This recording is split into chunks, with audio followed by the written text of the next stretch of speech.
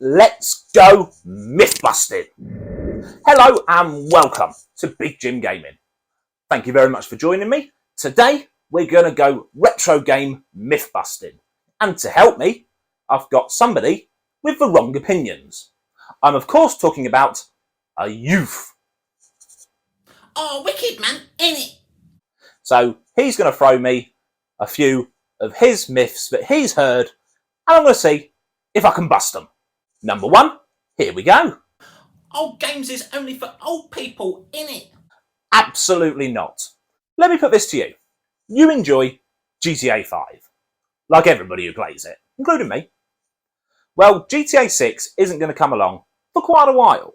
While you're waiting, why not go and play GTA 4, or 3, or some of the other ones that came before 5? What? There was a GTA before GTA 5? Wow! That's right. And you'd be amazed at how many of your favourite franchises that goes for. Also, it adds another element of gaming. More variety. And after all, is variety not the spice of life? Yes, there are people around my age or older who look to play games from their youth and they enjoy the nostalgia. I know I do. But also, there's plenty of people out there looking to play things just because it's something else different, it's something else to enjoy. And on a side note, I'm smack bang in the middle of my mid-30s. I'm young. Now, what's next? Yeah, but to even buy the machine things to play the games on is loads of money, innit? Actually, the majority of retro gaming consoles are marvellously affordable. Let's look at the latest ones. You've got the PS5, £450. The Nintendo Switch OLED, £310. Go and buy a PS3, PS2 or a PS1. 50 quid, you'll probably even get some change. Or some games thrown in, depending how well you shop around. There's plenty of consoles out there still, and they're easily affordable.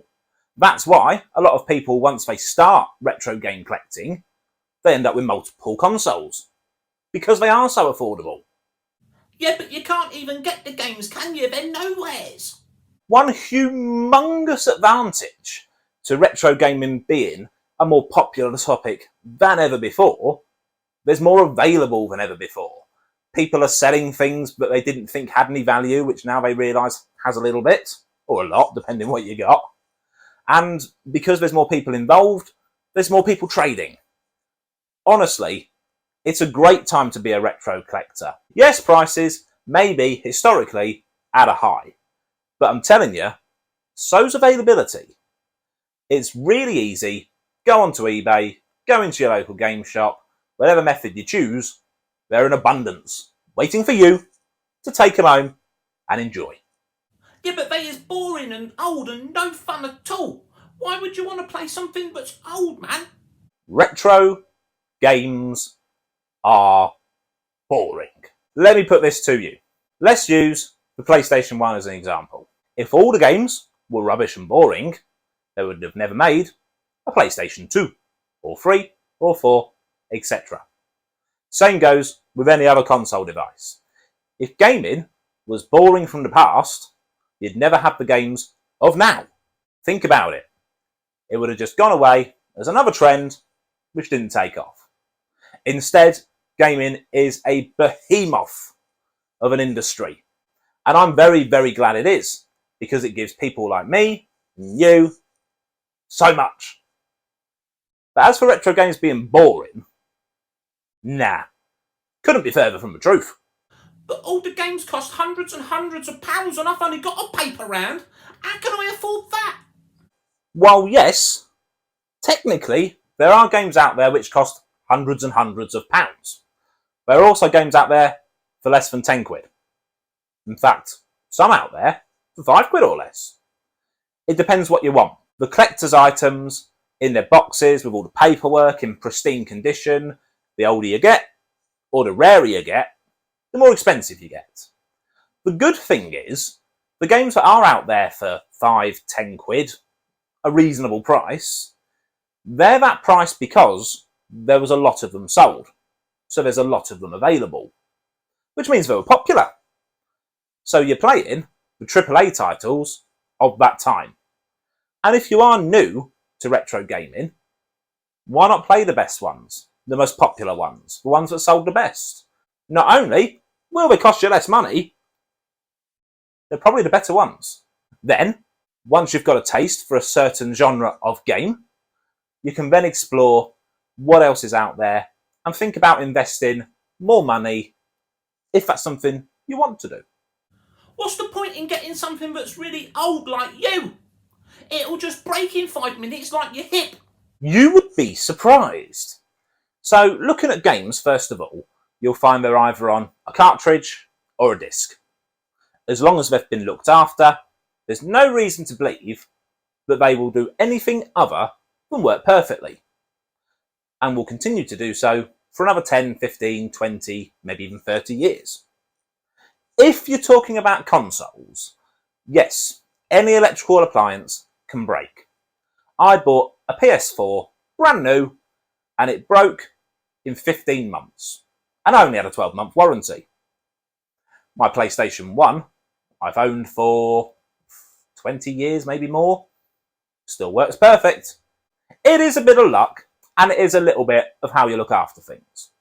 What I would suggest is, why not learn common faults with your chosen console or consoles, and learn how to fix them.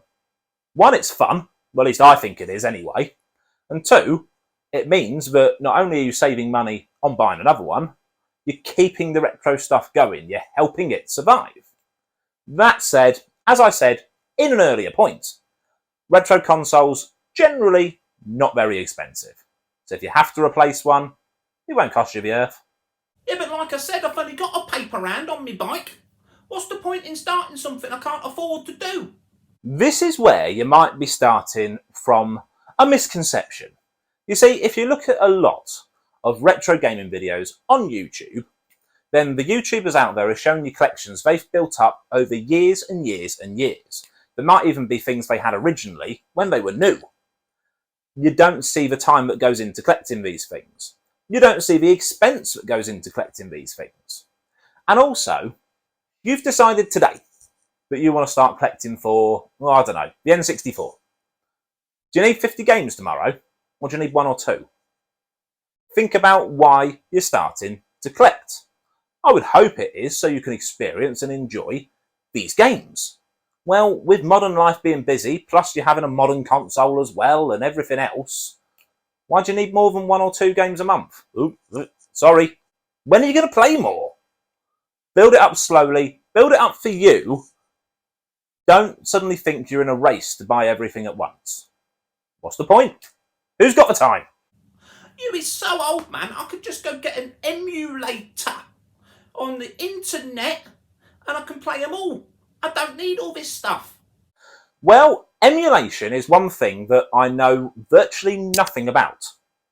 I don't own an emulation device. I've never used an emulator. I know nothing about it.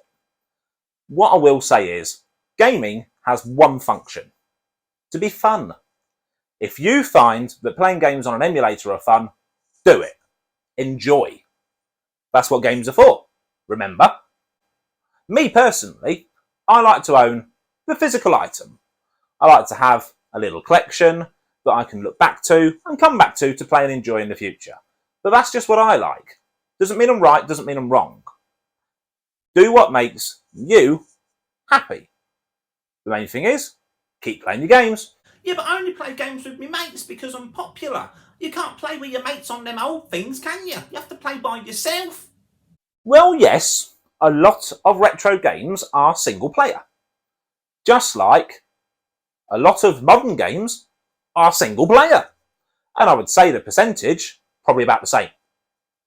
What we used to do before consoles connected to the internet, because yes, they didn't always do that, we played local multiplayer or local co-op.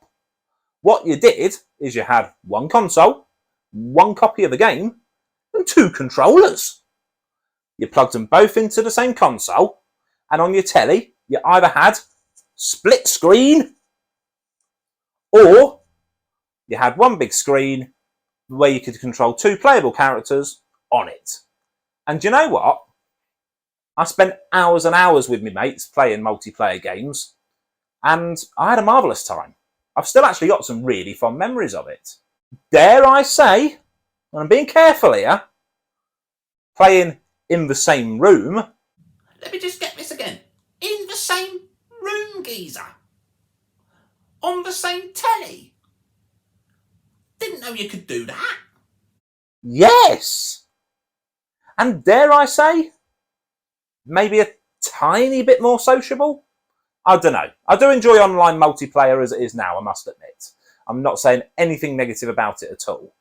But why not enjoy both? The Nintendo Switch actually is bringing back local co-op.